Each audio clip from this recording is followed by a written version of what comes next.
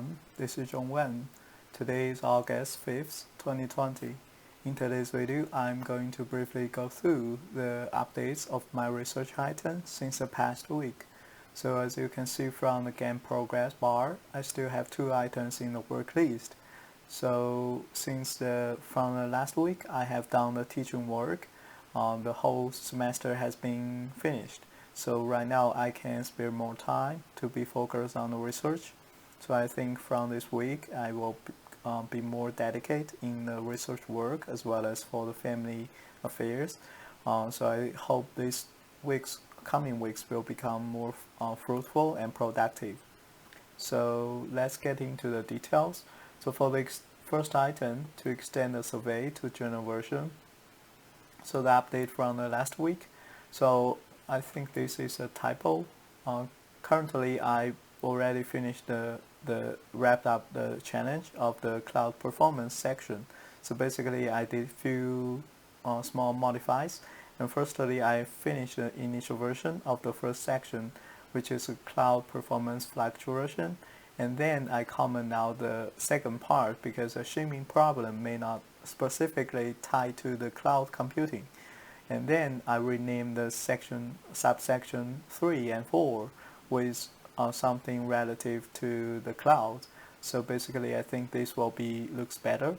And then I also finished the initial draft of the new Trinity workflow, AI and big data section.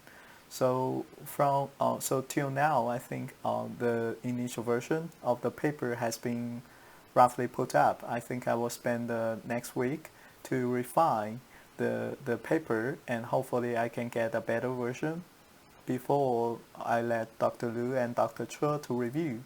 So I think we are currently in a good shape, and then we can refine it and based on what we have and make it a better one or perfect one.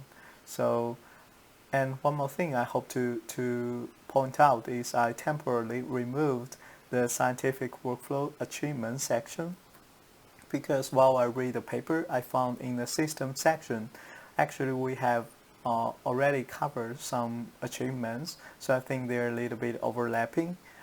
If we introduce that in the previous section alone, so I will leave it for discussion maybe in tonight's meeting, and then we can conclude a better way to address this. But currently I temporarily remove this one.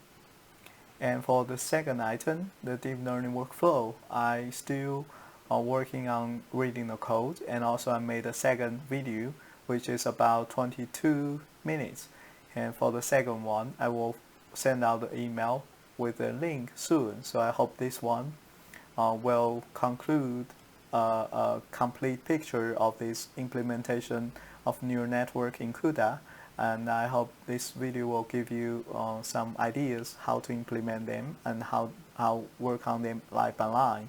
So I think this is a good base as long as we understand all of them, and if we can make some extension as well as make something new or more sophisticated to work on with. And hopefully we can integrate with the data view successfully and make it be able to utilize GPU in the data view, and that make that possible soon. So I think that's pretty much for today's video, and thank you very much for your time, and hope you enjoy the video. Until next time, happy coding.